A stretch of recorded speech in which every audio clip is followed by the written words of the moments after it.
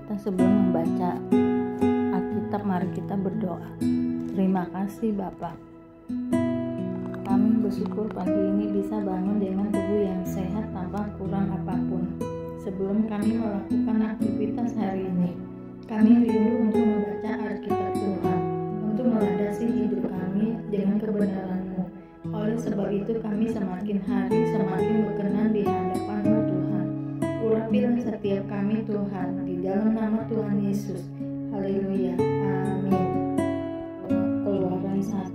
Orang Israel ditindas di Mesir. Inilah nama para anak Israel yang datang ke Mesir bersama-sama dengan Yakub.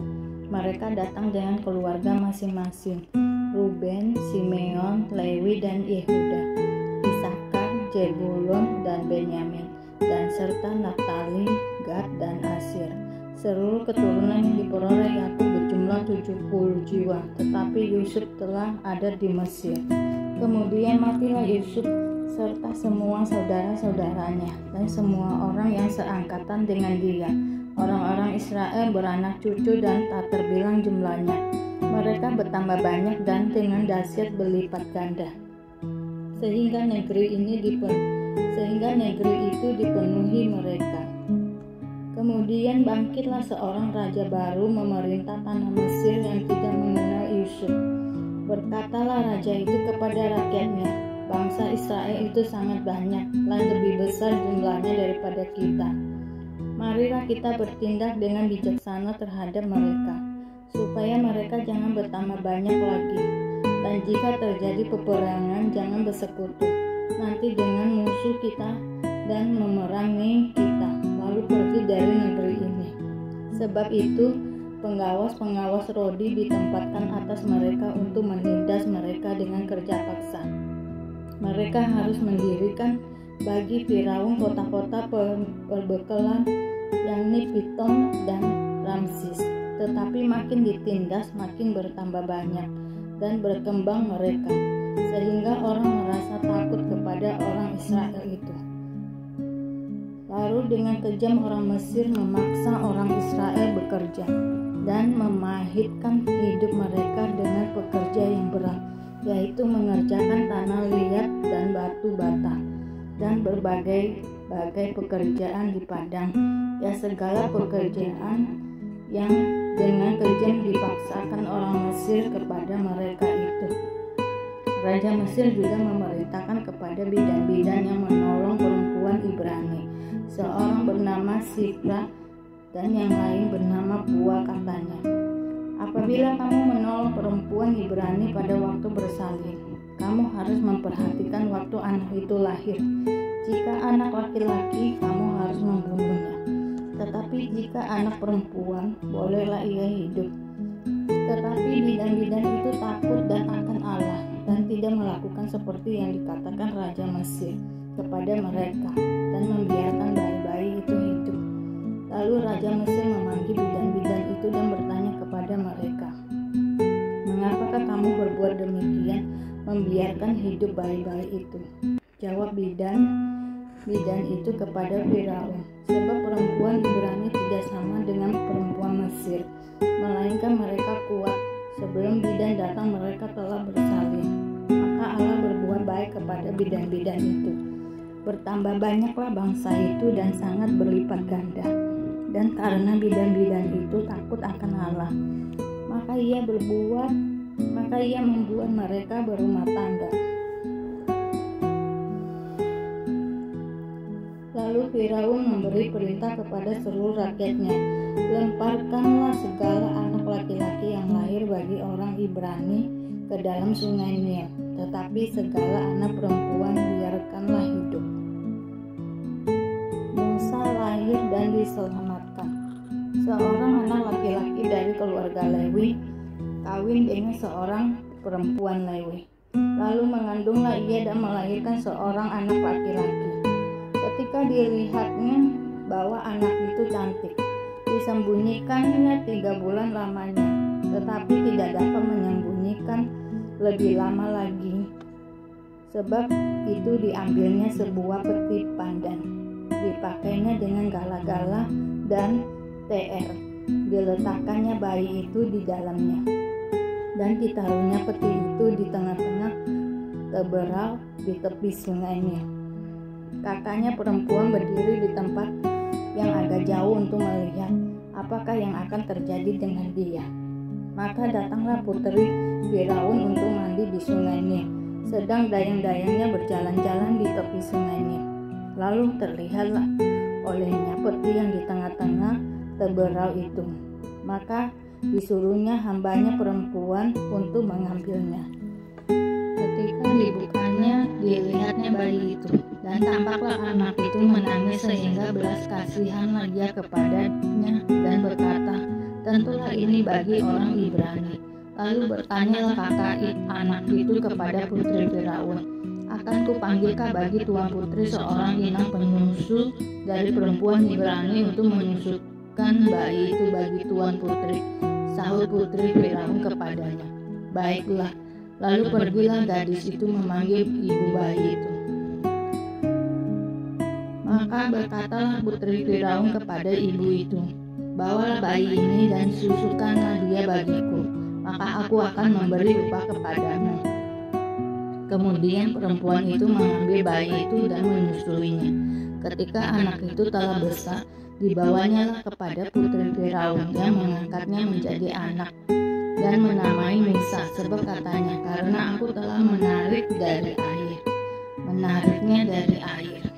Musa membela bangsa, ia lari ke tanah Midian. Pada waktu itu, ketika Musa telah dewasa, ia keluar mendapatkan saudara-saudaranya untuk melihat kerja paksa mereka. Lalu dilihatnya seorang Mesir memukul seorang Ibrani, seorang dari saudara-saudaranya itu. Ia menoleh ke sana sini, dan ketika dilihatnya tidak ada orang, dibunuhnya orang Mesir itu dan disembunyikannya mayatnya dalam pasir. Ketika keesokan harinya ia keluar lagi, didapatinya dua orang Ibrani tengah berkelahi. Dia bertanya kepada yang bersalah itu, "Mengapa engkau pukul temanmu?" Tetapi jawabnya, "Siapakah yang mengangkat engkau menjadi pemimpin dan hakim atas kami? Apakah engkau bermaksud membunuh aku, sama seperti engkau telah membunuh orang Mesir itu?" Musa menjadi takut, sebab pikirnya, tentulah perkara itu telah ketahuan. Ketika Firaun mendengar tentang perkara itu, dicarinya ikhtiar untuk membunuh Musa. Tetapi Musa melarikan diri dari hadapan Firaun dan tiba di tanah Midian. Lalu ia duduk di tepi sebuah sumur. Adapun imam di Midian itu mempunyai 7 anak perempuan. Mereka datang menimba air dan mengisi palungan-palungan untuk memberi minuman kambing domba ayahnya. Maka datanglah gembala-gembala yang mengusir mereka. Lalu Musa bangkit menolong mereka dan memberi minum kambing domba mereka. Ketika mereka sampai kepada Rehuel, ayah mereka, berkatalah ia, "Mengapa sekelas itu kamu pulang hari ini?" Jawab mereka, "Seorang Mesir menolong kami terhadap gembala-gembala. Bahkan ia menimba air banyak-banyak untuk kami dan memberi minum kambing domba." Ia berkata kepada anak-anaknya, "Di manakah ia? Mengapakah kamu tinggalkan orang itu? Panggillah dia makan." Musa bersedia tinggal di rumah itu. Lalu diberikan Rehuela Zipora, anaknya kepada Musa. Perempuan itu melahirkan seorang anak laki-laki. Maka Musa menamainya Gersom, sebab katanya, "Aku telah menjadi seorang pendatang di negeri asing." Musa diutus Tuhan. Lama sesudah itu matilah Raja Mesir, tetapi orang Israel masih mengeluh karena perbudakan, dan mereka berseru-seru, sehingga teriak mereka minta tolong karena perbudakan itu sampai kepada Allah.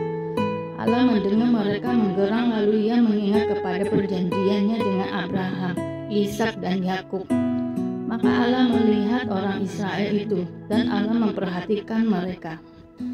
Adapun Musa, ia biasa mengembalakan kambing domba Yitro, mertuanya imam di Midian. Sekali ketika ia mengirim kambing domba itu ke seberang padang gurun, sampailah ia ke gunung Allah, yakni gunung Horeb. Lalu malaikat Tuhan menampakkan diri kepadanya di dalam nyala api yang keluar dari semak duri. Lalu ia melihat, dan tampaklah semak duri itu menyala, tetapi tidak dimakan api. Musa berkata, "Baiklah aku menyimpang ke sana untuk memeriksa penglihatan yang hebat itu. Mengapakah tidak terbakar semak duri itu?" Ketika dilihat Tuhan bahwa Musa menyimpang untuk memeriksanya, berserulah Allah dari tengah-tengah semak duri itu kepadanya, "Musa, Musa." Dan dia menjawab, "Ya Allah." Lalu berfirman, "Janganlah datang dekat-dekat. Tanggalkanlah kasutmu dari kakimu, sebab tempat di mana engkau berdiri itu adalah tanah yang kudus."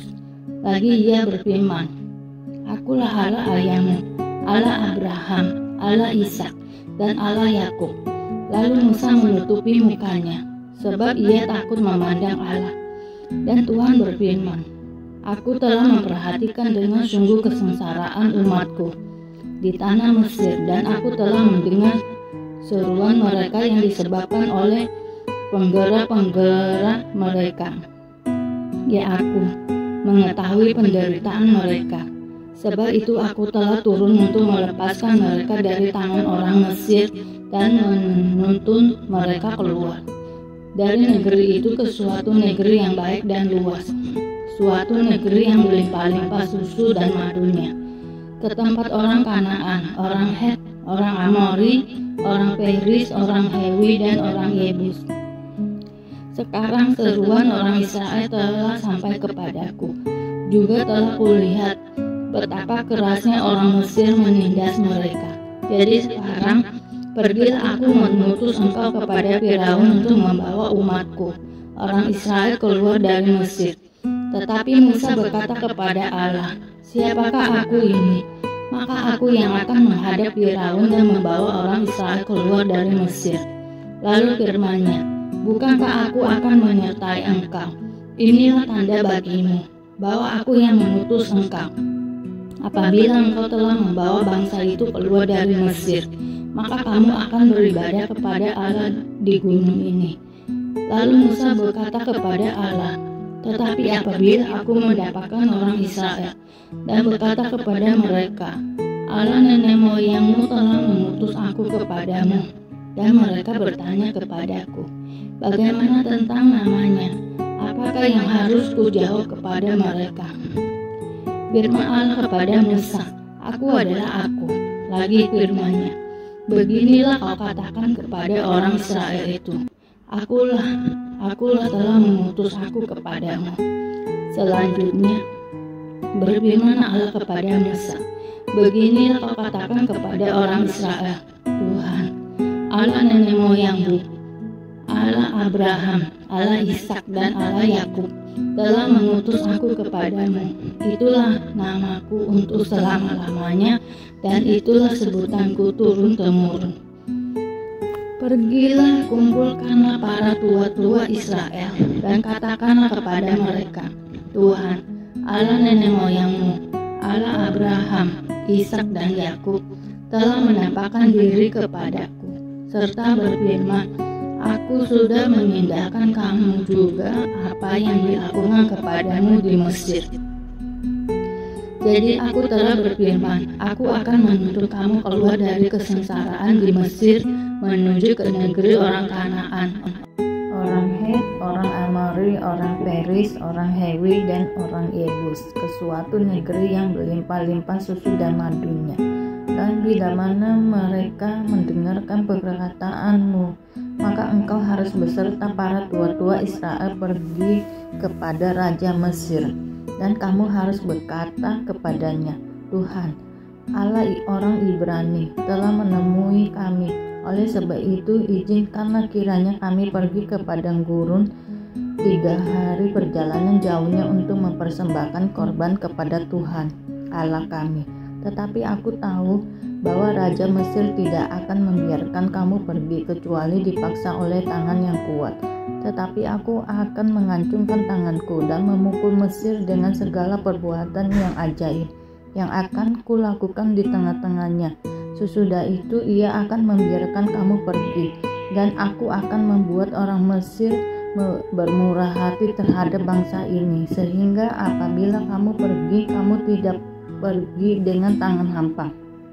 Tetapi tiap-tiap perempuan harus meminta dari tetangganya dan dari perempuan yang tinggal di rumahnya barang-barang perak dan emas dan kain-kain yang akan kamu kenakan kepada anak-anakmu, lelaki dan perempuan.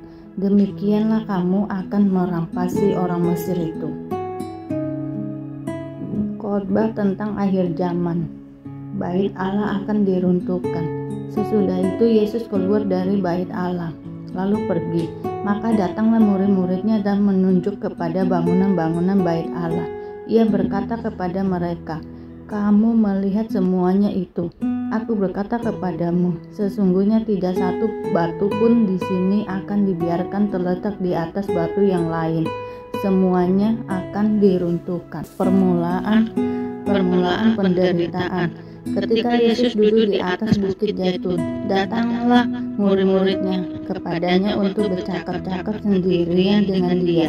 Kata mereka, "Katakanlah kepada kami, bila manakah itu akan terjadi dan apakah tanda kedatanganmu dan tanda kesudahan dunia?" Jawab Yesus kepada mereka, "Waspadalah supaya jangan ada orang yang menyesatkan kamu. Sebab banyak orang akan datang dengan memakai namaku dan berkata, 'Akulah Mesias,' dan mereka akan menyesatkan banyak orang.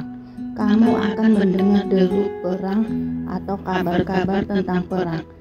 Namun berawas-awaslah, jangan kamu gelisah, sebab semuanya itu harus terjadi, tetapi itu belum kesudahannya. Sebab bangsa akan bangkit melawan bangsa, dan kerajaan melawan kerajaan. Akan ada kelaparan dan gempa bumi di berbagai tempat. Akan tetapi semuanya itu barulah permulaan penderitaan menjelang zaman baru. Pada waktu itu kamu akan diserahkan supaya disiksa, dan kamu akan dibunuh dan akan dibenci semua bangsa oleh karena namaku. Dan banyak orang akan murtad, dan mereka akan saling menyerahkan dan saling membenci. Banyak nabi palsu akan muncul dan menyesatkan banyak orang. Dan karena makin bertambahnya kedurhakaan, maka kasih kebanyakan orang akan menjadi dingin. Tetapi orang bertahan sampai pada kesudahannya akan selamat. Dan Injil kerajaan ini akan diberitakan di seluruh dunia menjadi kesaksian bagi semua bangsa. Sesudah itu barulah tiba kesudahannya.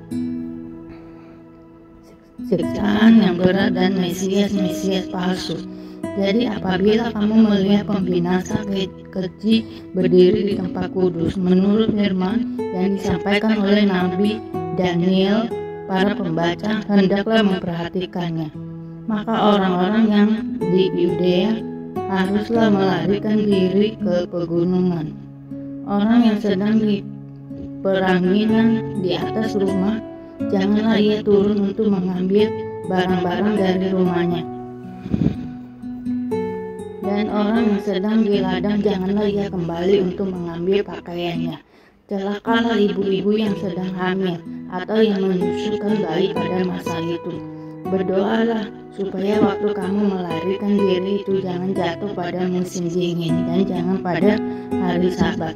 Sebab pada masa itu akan terjadi siksaan yang dahsyat seperti yang belum pernah terjadi sejak awal dunia sampai sekarang, dan yang tidak akan terjadi lagi.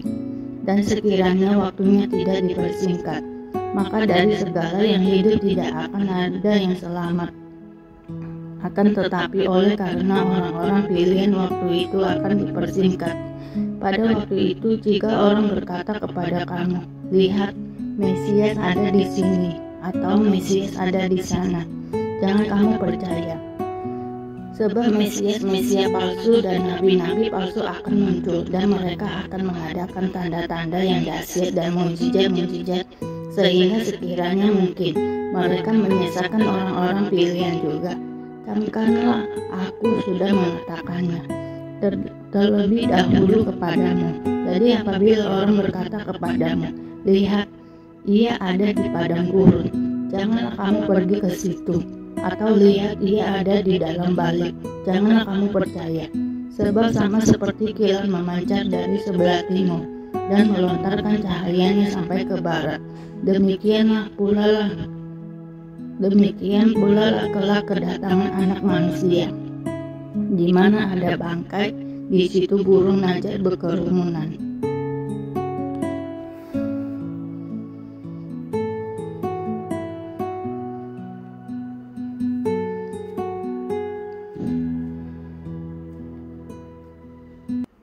Terima kasih Bapak untuk hari ini kami bisa membaca Alkitab. Mari kita berdoa. Doa Bapa kami. Bapa kami yang ada di surga, dikuduskanlah namamu, datanglah kerajaanmu. Jadilah kehendakmu di bumi seperti di surga. Berikanlah kami pada hari ini makanan kami yang secukupnya, dan ampunilah kami akan kesalahan kami, seperti kami juga mengampuni orang yang bersalah kepada kami. Dan janganlah membawa kami ke dalam percobaan, tetapi lepaskanlah kami daripada yang jahat, karena Engkaulah yang punya kerajaan dan kuasa dan kemuliaan sampai selama-lamanya. Terima kasih Bapa. Kami selalu bersyukur atas apapun Tuhan berikan hidup kami. Engkau tidak pernah meninggalkan kami ya Bapa. Hidup kami akan senantiasa berkecukupan di dalam-Mu. Di dalam nama Tuhan Yesus kami berdoa dan mengucap syukur. Amin, amin, amin. Tuhan Yesus memberkati.